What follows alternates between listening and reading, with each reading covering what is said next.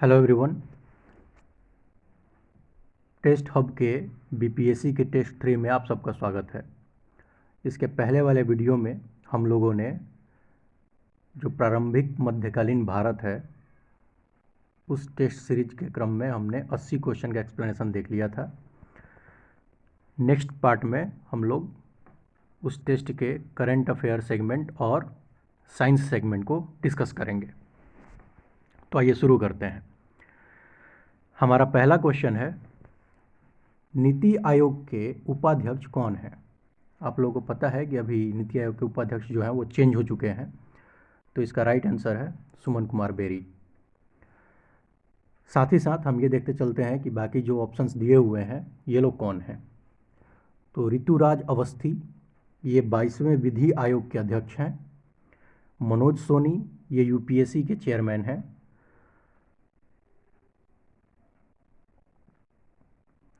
Okay, next question number 82, निम्नलिखित में से कौन महारत्न कंपनी नहीं है? तो इसका आंसर हो जाएगा बीएसएनएल। आपको पता होना चाहिए कि अभी फ़िलहाल देश में 12 कंपनियां ऐसी हैं जिनको महारत्ना की कैटेगरी में रखा गया है। उनके नाम क्या क्या हैं? उनके नाम हैं एनटीपीसी यानी national thermal power corporation, ONGC oil and natural gas corporation, steel authority of India limited यानी सेल, उसके बाद गेल यानी gas authority of India limited, IOCL Indian oil जिसको बोलते हैं, सीआईएल यानी कोल इंडिया लिमिटेड, उसके बाद BHEL Bharat heavy electronics limited, उसके बाद है एचपीसीएल यानी हिंदुस्तान पेट्रोलियम, उसके बाद है पीजीसीआई यानी power grid corporation of India, उसके बाद है पीएफसी पावर फाइनेंस कॉरपोरेशन, और लेटेस्ट बनी है आरईसी यानी रूरल इलेक्ट्रिफिकेशन कॉरपोरेशन। ठीक है, ये कुल मिला के 12 जो हैं वो महारत्ना कंपनियां हैं। नेक्स्ट, हेलिना नामक रक्षा उपकरण का संबंध किस देश से है? तो हेलिना नामक रक्षा उपकरण का संबंध जो है वो अपने देश भारत से है। इसको बनाया है डीआरडीओ ने, और ये कुछ नहीं है, ये आप लोग जो जानते होंगे नाग मिसाइल, ये नाग मिसाइल का हेलीकॉप्टर वर्जन है। यानी हेलीकॉप्टर पे अगर नाग मिसाइल को लगा दिया जाए तो उसका नाम रख दिया गया है हेलिना। और नाग मिसाइल क्या है? ये टैंक रोधी मिसाइल है, टैंकों को ध्वस्त करती है। तो हेलिना का संबंध किससे है? भारत से है। ओके, क्वेश्चन नंबर 84, संयुक्त राष्ट्र महासभा के 76वें अधिवेशन के अध्यक्ष कौन हैं? तो संयुक्त राष्ट्र सभा के 76वें अधिवेशन के अध्यक्ष हैं अब्दुल्ला शाहिद। ये मालदीव के विदेश मंत्री रहे हैं, यहाँ हैं जो भी है। ये 76 जो अधिवेशन है उसके अध्यक्ष हैं। Okay, next, steel authority of India limited यानी सेल की पहली महिला चेयरमैन कौन बनी है? इसका आंसर है सोमा मंडल। और जो हमारे ऑप्शंस में जो अदर नाम दिख रहे हैं, धृति बनर्जी कौन है? Dhriti Banerjee zoological survey of India के अध्यक्ष हैं। माधवी पुरी बुच जो हैं वो सेबी की पहली महिला अध्यक्ष हैं।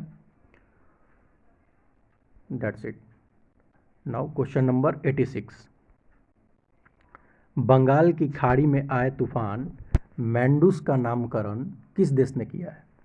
इसका नामकरण किया है यूएई ने, और ये बंगाल की खाड़ी में आया था और तमिलनाडु और आंध्र प्रदेश को इसने प्रभावित किया था। नेक्स्ट, भारत वन स्थिति रिपोर्ट कौन जारी करता है? नन अदर देन पर्यावरण और वन मंत्रालय। नेक्स्ट, निम्नलिखित में से किस द्वीप का नाम सुभाष चंद्र बोस के नाम पर रखा गया है? ये रॉस द्वीप। ओके, क्वेश्चन नंबर 89, सेहत योजना जो है वो किस मंत्रालय से संबंधित है? सेहत योजना जो है वो रक्षा मंत्रालय से संबंधित है। 27 मई 2021 को रक्षा मंत्रालय ने इसको लॉन्च किया था। किस लिए? इसके फुल फॉर्म से आप इंटरसेप्ट कर सकते हैं कि किस लिए था। इसका फुल फॉर्म है services e health assistant and teleconsultation. Services e health यानी रक्षा मंत्रालय के अंतर जितने भी डिफेंस पर्सनल हैं उनको दूर से ही डॉक्टर की सलाह लेने के लिए सेहत योजना को लॉन्च किया था किसने? रक्षा मंत्रालय ने, कोविड के टाइम पर। ओके नेक्स्ट, कलरव पक्षी महोत्सव का संबंध किस राज्य से है? ये बिहार से है। बिहार के जमुई में स्थित नागा नकटी पक्षी अभयारण्य में इसका क्या हुआ था? आयोजन हुआ था। और यहाँ पे एक इम्पॉर्टेंट इन्फॉर्मेशन ये है कि यहाँ पर नीतीश कुमार ने एक पक्षी को उड़ाकर इसकी शुरुआत की थी। उस पक्षी का नाम क्या है? उस पक्षी का नाम है टिकटिकी।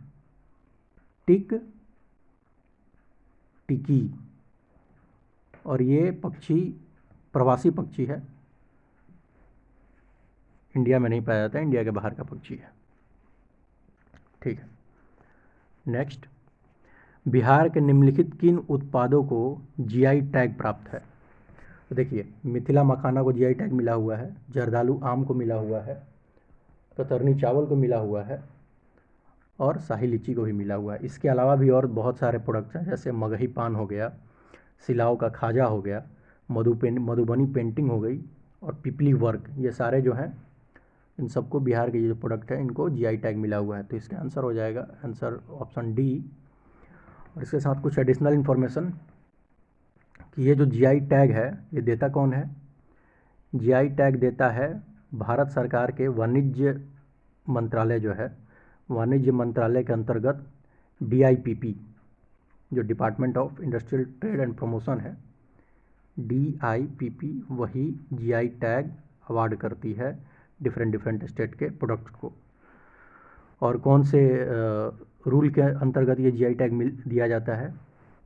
उस कानून का नाम है goods regulation and protection act 1999। Goods registration and protection act 1999 के अकॉर्डिंग ये जीआई टैग दिया जाता है। ओके नेक्स्ट, क्वेश्चन नंबर 92, राष्ट्रपति द्रौपदी मुर्मू के संबंध में कौन सा कथन सही नहीं है? ओके, ये भारत की पहली महिला आदिवासी राष्ट्रपति हैं, बिल्कुल सही। भारत की दूसरी महिला राष्ट्रपति हैं, ये भी बिल्कुल सही। ये मुंडा समुदाय से ताल्लुक़ रखती हैं, ये गलत है क्योंकि ये संथाल कम्युनिटी से बिलोंग करती हैं। और नेक्स्ट, झारखंड विधानसभा ने उन्हें वर्ष 2007 के सर्वश्रेष्ठ विधायक के लिए नीलकंठ पुरस्कार दिया। ये झारखंड अगर हटा दिया जाए, झारखंड की जगह सिर्फ उड़ीसा लिख दिया जाता तो ये स्टेटमेंट सही हो जाता। तो आपका आंसर हो जाएगा 3 और 4, यानी तीसरा और चौथा स्टेटमेंट जो है वो गलत है।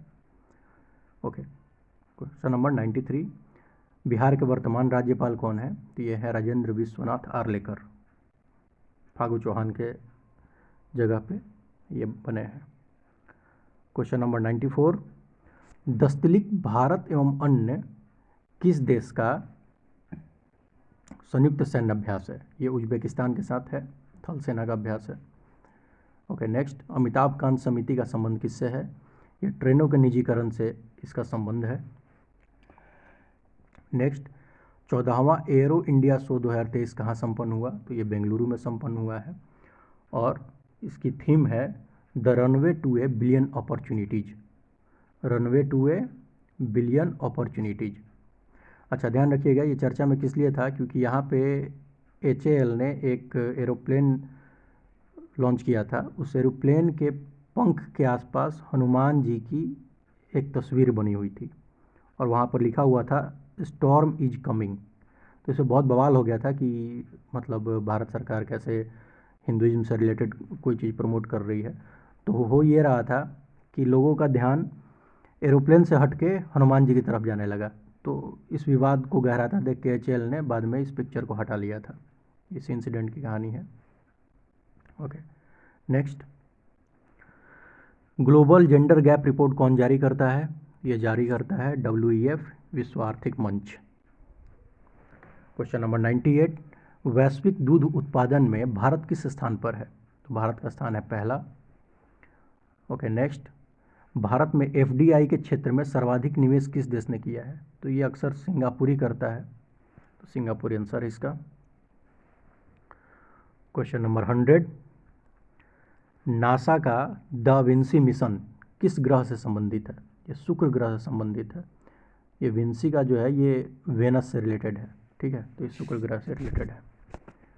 ओके, क्वेश्चन नंबर 101, भारत का पहला डुगोंग संरक्षण रिजर्व कहाँ है? तो डुगोंग संरक्षण रिजर्व तमिलनाडु में बना है। डुगोंग समुद्री गाय को बोलते हैं और ये एक वल्नरेबल प्रजाति है, ठीक है।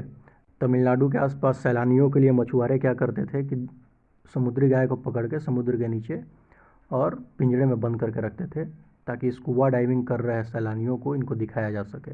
तो इससे क्या है कि ये IUCN के रेड लिस्ट में शामिल है और इसके ऊपर संकट गहरा रहा था, इसके लिए तमिलनाडु सरकार ने डुगोंग संरक्षण रिजर्व बनाया है। नेक्स्ट, निम्नलिखित में से कौन अर्थशास्त्र के नोबेल पुरस्कार 2022 से संबंधित है? तो इसमें बेनेस बर्नार्डके हैं, डगलस डायमंड हैं और फिलिप डायविग हैं। ये अर्थशास्त्र से रिलेटेड है। और ये थर्ड ऑप्शन आपको दिख रहा है, थर्ड स्टेटमेंट, जॉन क्लॉसर, ये फिजिक्स से रिलेटेड है।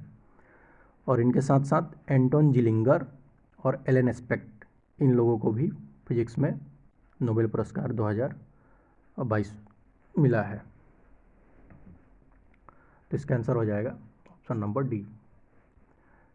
Okay, question number 103, how to prevent the next pandemic पुस्तक के लेखक कौन है? इसके लेखक हैं Bill Gates. Okay, next, statue of prosperity कहाँ स्थित है? स्टैचू ऑफ प्रोस्पेरिटी बेंगलुरु में स्थित है और ये बेंगलुरु के फाउंडर एंड आर्किटेक्ट जो थे नादा प्रभु केम्पगेवड़ा, उन्हीं की मूर्ति है एक्चुअली, तो उसी को स्टैचू ऑफ प्रोस्पेरिटी कहा जाता है बेंगलुरु। ओके, क्वेश्चन नंबर 105, राष्ट्रीय हरित हाइड्रोजन मिशन जिसे जनवरी 2023 में अभी हाल ही में कैबिनेट ने क्या दिया है? कैबिनेट ने स्वीकृति दी है, तो के बारे में सत्य कथन पर विचार करिए। इस मिशन हेतु शुरुआती तौर पर 19,744 करोड़ रुपए का फंड स्वीकृत किया गया है, बिल्कुल सही बात है। यह कम से कम 50 मिलियन मैट्रिक टन प्रति वर्ष ग्रीन हाउस गैस उत्सर्जन में कटौती करेगा, यह भी बिल्कुल सही बात है। और इंडियन ऑयल क्रूड तेल की प्रोसेसिंग हेतु मथुरा में भारत की पहली हरित हाइड्रोजन इकाई स्थापित कर रहा है, ये भी सही है। तो इसमें उपरोक्त में से एक से अधिक स्टेटमेंट सही है। अब यहाँ पे क्वेश्चन ये बनेगा कि हरित हाइड्रोजन होता क्या है? तो हरित हाइड्रोजन उस हाइड्रोजन को बोलेंगे, यानी आपको पता है कि हाइड्रोजन जो होता है वो H2O के इलेक्ट्रोलाइसिस से हम हाइड्रोजन निकाल सकते हैं। यानी H2O का जब हम इलेक्ट्रोलाइसिस करेंगे तो हाइड्रोजन और ऑक्सीजन लिबरेट होगा। अब ये जो हम एनर्जी देंगे इस इलेक्ट्रोलाइसिस प्रोसेस के लिए, अगर ये एनर्जी नेचुरल फ्रेंडली तरीके से आए, यानी सोलर से आ जाए, विंड से आ जाए, तो उस समय निकले हुए हाइड्रोजन को, उस प्रोसेस से निकले हुए हाइड्रोजन को ही हम हरित हाइड्रोजन कहेंगे, ठीक है। तो इसमें आपका आंसर हो जाएगा ऑप्शन नंबर डी, उपरोक्त में से एक से अधिक। Next, question number 106, FIFA under 17 महिला विश्व कप 2022 की शुभंकर कौन है? तो इसकी शुभंकर है ईभा, और आपको पता होना चाहिए कि अभी भारत में हुआ है। क्वेश्चन नंबर 107, ऑस्ट्रेलियन ओपन 2023 की विजेता कौन है? ऑस्ट्रेलियन ओपन 2023 की विजेता है एरिना सबलेंका, और ऑस्ट्रेलियन ओपन 2023 के पुरुष एकल के विजेता हैं नोवाक जोकोविच। नेक्स्ट, क्वेश्चन नंबर 109 की तरफ हम लोग बढ़ते हैं। फरवरी 2023 में बिहार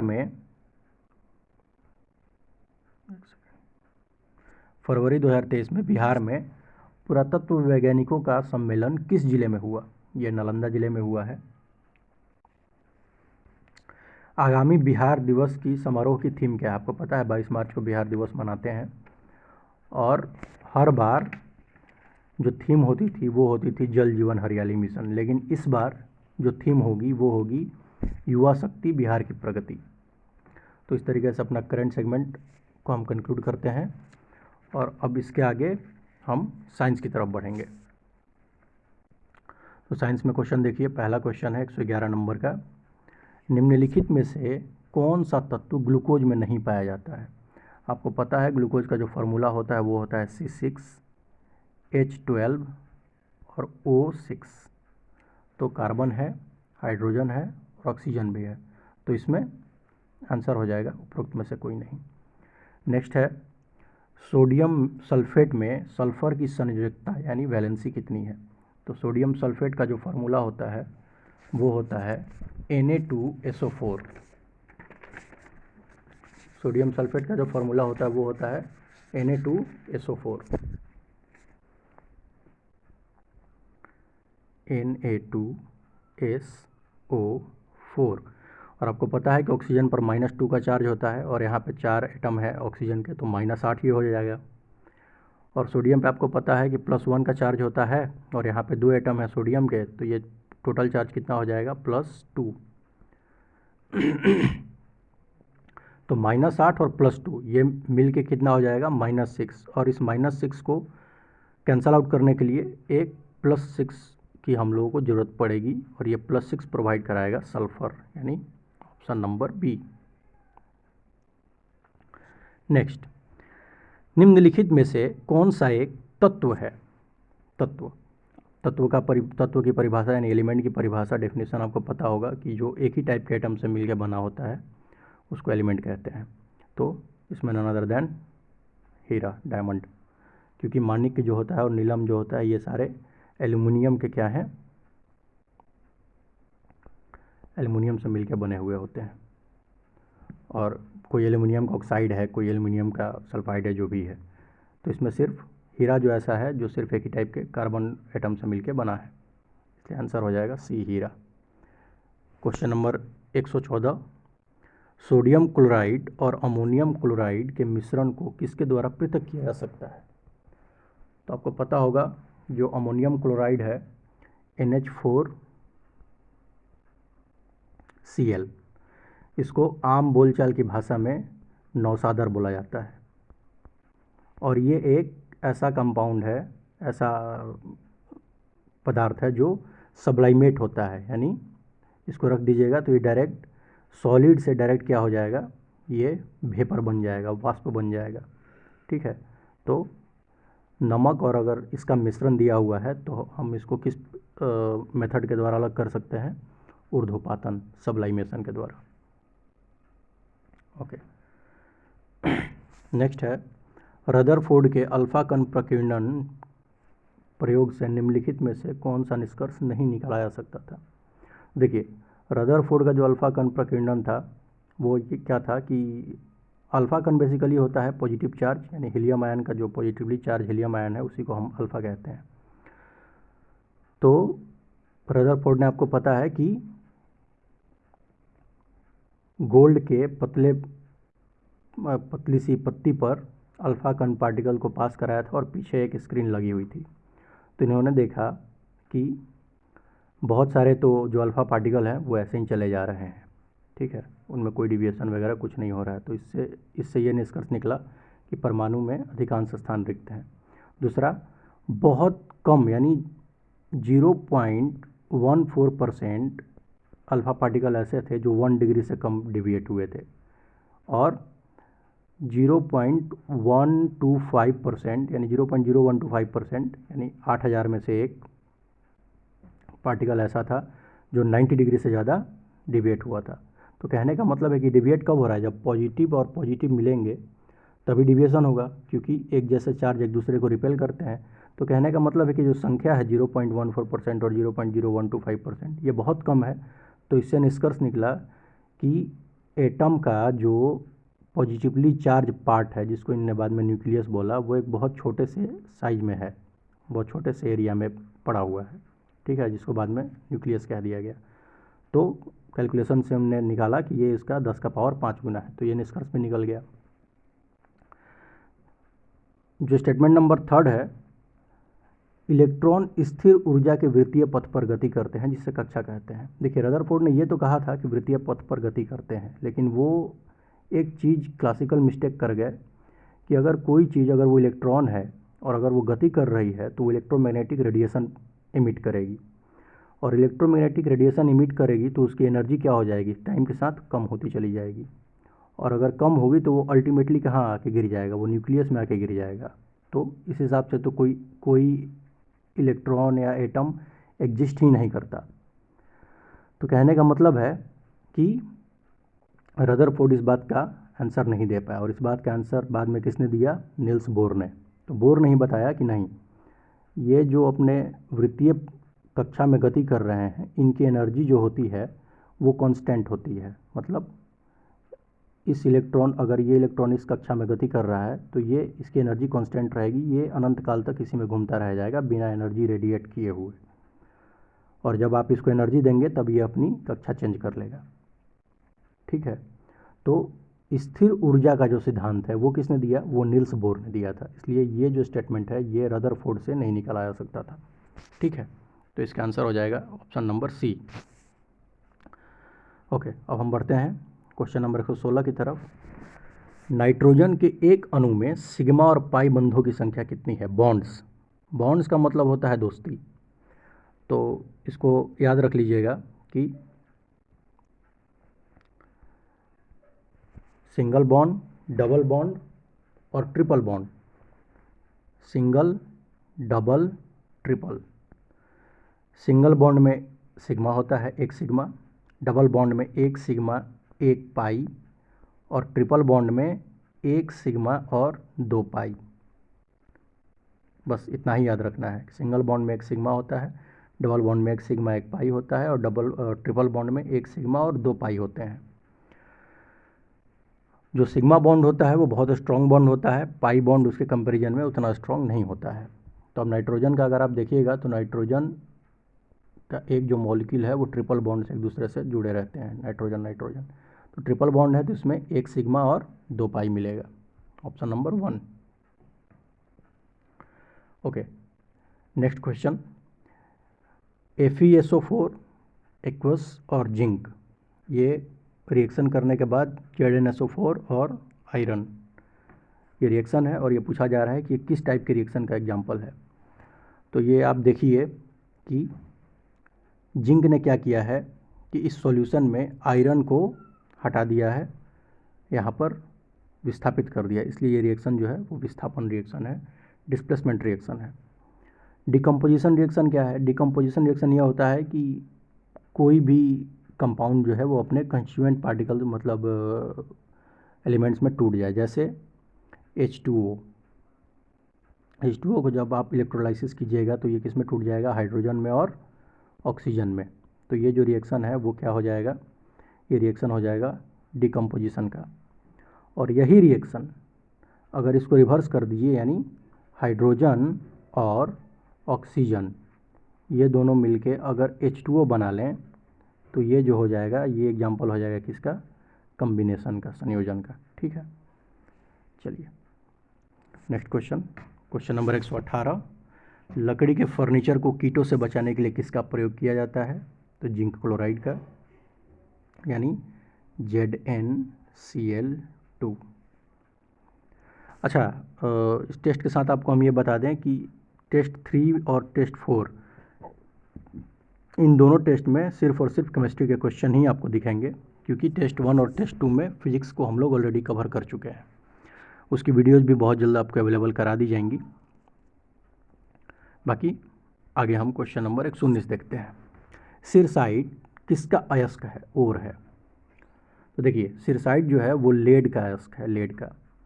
और लेड का जो अयस्क है, लेड का जो ओर है वो हमेशा लेड जो है सल्फाइड के फॉर्म के साथ पाया जाता है, सल्फाइड के फॉर्म में। ठीक है, तो सिरसाइट वन ऑफ द ओर है किसका, लेड का। और इसके अलावा अगर आपसे बोला जाए कि लेड के और कितने सारे वो हैं, ओर हैं, तो देखिए लेड के ओर आप देखेंगे तो सबसे फेमस है गैलेना। गैलेना इसका सबसे फेमस ओर है, PbS यानी लेड सल्फाइड। उसके बाद क्या है, एंग्लेसाइट, एंग्लेसाइट। ठीक है, ये सारे क्या हैं, ये लेड के ओर हैं। PbSO4 इसका केमिकल फार्मूला है PbSO4। और एक और है जिसका नाम है लेनार्काइट, LANARKITE, और इसका फार्मूला हो जाएगा PbO। फार्मूला वैसे जानना नहीं है, ऐसे ही जानने के लिए बता रहा हूँ। PbO और PbSO4 दोनों का कॉम्बिनेशन है। तो लेड के कितने और पढ़ लिए हम लोगों ने, कितने और जान गए? 4। और ये हमेशा सल्फाइड के फॉर्म में पाया जाएगा। कौन कौन से 4? एक सिरसाइट, दूसरा गैलेना, तीसरा एंग्लेसाइट और चौथा लेनार्काइट। ठीक है, तो हम बढ़ते हैं अपने नेक्स्ट क्वेश्चन की तरफ। क्वेश्चन नंबर 120, निम्नलिखित में से कौन सा यौगिक पानी में घुलने के बाद क्षारीय यानी बेसिक हो जाएगा और विद्युत का सुचालक हो जाएगा? यह है NOH। ये 6 नहीं है यहाँ पे, सिर्फ NOH। ये विद्युत का सुचालक कैसे हो जाएगा? क्योंकि पानी में जैसे ही घुलेगा ये टूट जाएगा Na+ में और OH- में, और OH- क्या कर देगा? इलेक्ट्रिसिटी का फ्लो करा देगा। ठीक है, क्वेश्चन नंबर 121, किस pH मान पर दांतों का क्षरण शुरू हो जाता है, यानी दांत डिके करना शुरू हो जाते हैं? तो ये एसिडिक इन्वायरमेंट में होता है 5.5 पे। आपको पता होगा कि टूथ का जो इनामेल है, इनामेल वन ऑफ मतलब सबसे हार्डेस्ट सब्सटेंस है अपने ह्यूमन बॉडी का, लेकिन ये एसिडिक इन्वायरमेंट में डिके होना शुरू हो जाता है। इसलिए कहा जाता है कि खाना पीना खाने के बाद कुल्ला करके सोना चाहिए। क्यों? क्योंकि रात में वो मुंह में एसिड बनाता है और वो एनामेल को क्या करता है? एनामेल को वो क्षति पहुंचाता है। खैर, क्वेश्चन नंबर 121, अम्ल वर्षा का कारण है सल्फर डाइऑक्साइड, सभी जानते हैं। क्वेश्चन नंबर 123, द्रव अवस्था में पाया जाने वाला अधातु है, ये ब्रोमीन है। ब्रोमीन एक वोलाटाइल लिक्विड है रूम टेम्परेचर पर, और रेड और ब्राउन इसका कलर होता है। ओके, क्वेश्चन नंबर 124, निम्नलिखित में से कौन एक जैव उर्वरक है, यानी बायो फर्टिलाइजर है, यानी खाद है जो जैविक तरीके से हम लोगों को प्राप्त होता है? ये एजोला है। नेक्स्ट, प्राकृतिक रबर पॉलीमर है किसका? आइसोप्रीन का, आपको पता होगा। रेडियोधर्मिता नापी जाती है किससे? गीगर मुलर काउंटर से। नेक्स्ट क्वेश्चन, क्वेश्चन नंबर 127, एक रेडियो एक्टिव पदार्थ की अर्ध आयु 4 महीने है, इस पदार्थ के 3/4 भाग का क्षय होने में कितना टाइम लगेगा? देखिए, रेडियो एक्टिव पदार्थ के लिए जो T½ इसको बोलते हैं, हाफ लाइफ टाइम पीरियड, इसी से रेडियो एक्टिव एलिमेंट्स का एज मेजरमेंट होता है। तो इसमें आपको दिया गया है कि हाफ लाइफ कितना है? 4 महीना है, मतलब 4 महीने में ये सब्सटेंस आधा ख़त्म हो जाएगा। ये आधा 4 महीने में ख़त्म हो जाएगा। अब पूछ रहा है कि 3/4 कब ख़त्म हो जाएगा? तो आधा का आधा कह रहा है, आधा का आधा, यानी यही हुआ 3/4 यहाँ से लेकर यहाँ तक। और आपसे पहले कहा गया है कि 4 महीना है हाफ लाइफ, तो इतना ख़त्म हुआ 4 महीने में। और फिर कह रहा है कि फिर आधा ख़त्म करना है, तो फिर 4 महीना लगेगा, तो इसलिए आंसर हो जाएगा 8 महीने। Next, producer gas carbon monoxide और किस अन्य का मिश्रण है? तो प्रोड्यूसर गैस होता है CO+N2। CO+N2 को क्या कहते हैं हम लोग? प्रोड्यूसर गैस कहते हैं। इसी के बाद एक क्वेश्चन है, वाटर गैस किसको बोलते हैं? तो वाटर गैस बोलते हैं CO+H2। और मार्स गैस किसको बोलते हैं? मार्स गैस बोलते हैं मीथेन को, CH4। चलिए, क्वेश्चन नंबर 129, बिना बुझा चूना, एक करेक्शन है, बिना बुझा चूना को स्लैग्ड लाइम नहीं कहते हैं, इसको बोलते हैं क्विक लाइम। Quick lime. और ये क्या है? Calcium oxide, CaO। और जो स्लैग्ड लाइम है, स्लैग्ड लाइम, इसको बोलते हैं बुझा हुआ चूना, ये है कैल्शियम हाइड्रोक्साइड, CaOH2। चलिए नेक्स्ट क्वेश्चन की तरफ चलते हैं। क्वेश्चन नंबर 130, निम्नलिखित में कौन लोहे का अयस्क नहीं है? तो क्यूप्राइट नहीं है, क्यूप्राइट कॉपर का अयस्क है, Cu2O। ये क्यूप्राइट का फॉर्मूला है, ये कॉपर का अयस्क है। और हेमेटाइट यानी Fe2O3, Fe2O3 ये हेमेटाइट है, आयरन का है। मैग्नेटाइट Fe3O4 ये मैग्नेटाइट आयरन का अयस्क है। तो इसका आंसर हो जाएगा कौन सा? क्यूपराइट। क्वेश्चन नंबर 131, निम्नलिखित में से कौन सी धातु स्वतंत्र अवस्था में पाई जाती है? स्वतंत्र अवस्था कहने का मतलब है कि ये कोई ऑक्साइड, सल्फाइड ये सब के फॉर्म में नहीं पाई जाती है, ओरिजिनल फॉर्म में पाई जाती है। तो ये कौन सा है? सोना। निम्नलिखित में से किसके निर्माण के कारण चांदी की वस्तुएं काली पड़ जाती हैं? ये सिल्वर सल्फाइड की वजह से होता है, सिल्वर डाइसल्फाइड की वजह से। आमतौर पे जो औरतें पायल और ये पहनती हैं और कुछ समय बाद वो काला पड़ जाता है, वो एक्चुअली पसीने में सल्फ़र जो होता है उसके साथ रिएक्शन करके वो चांदी जो होती है वो काली पड़ जाती है। ठीक है, तो Ag2S। ओके, नेक्स्ट क्वेश्चन 133, निम्नलिखित में से किसे अमलगम कहते हैं? देखिए, अमलगम उसको कहा जाता है जिसमें पारा यानी मरकरी Hg एक प्राइम कंस्टिट्यूएंट, पारा उसमें ज़रूर होना चाहिए। ठीक है, तो पारा है यहाँ पे C, पारा और जस्ता, इसको अमलगम कहेंगे। और यहाँ पे एक चीज़ ध्यान रखिएगा कि लोहा ऐसा सब्सटेंस है जिसके साथ कभी भी पारा अमलगम नहीं बनाता है। Okay, next question number 134, solder किसका मिश्र धातु है? तो ये लेड और टीन का है मिश्र धातु, जिससे इलेक्ट्रिसिटी के दुकानों पर आपने सोल्डरिंग देखी होगी। तो लेड और टीन। ओके, नेक्स्ट, कांच के निर्माण में निम्नलिखित में से किसका प्रयोग कच्चे माल के रूप में नहीं होता है?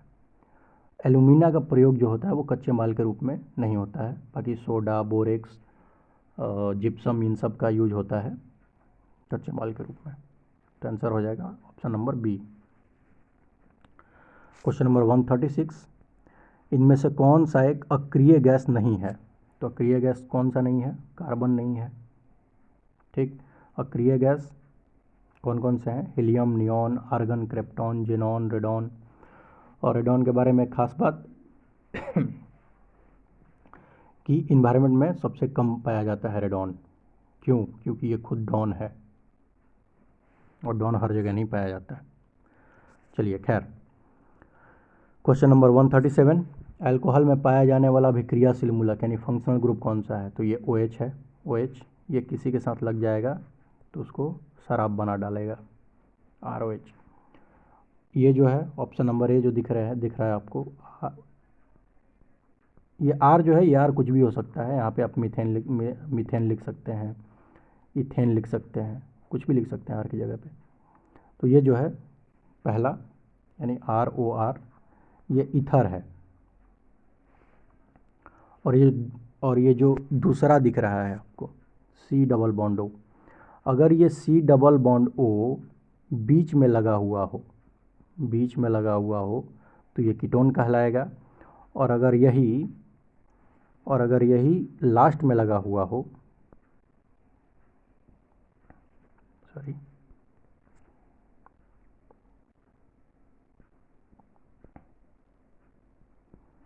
ये लास्ट में लगा हुआ हो तो ये एल्डिहाइड कहलाएगा।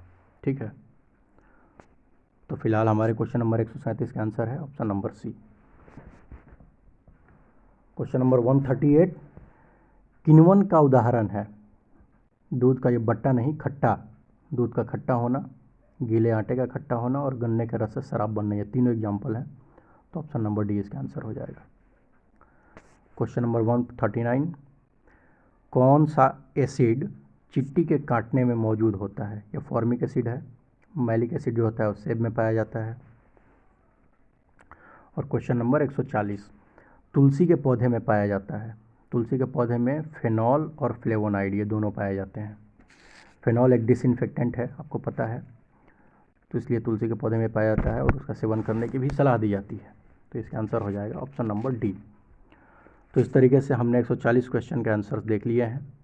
अब बाकी आपके 10 मैथ्स के क्वेश्चन हैं। मैथ्स के क्वेश्चन का एक PDF आपको अलग से प्रोवाइड करा दिया जाएगा। यहीं पे वीडियो को हम एंड करते हैं। सुनने के लिए धन्यवाद। अगले वीडियो में हम नेक्स्ट पार्ट के साथ मिलेंगे। जय हिंद, जय भारत।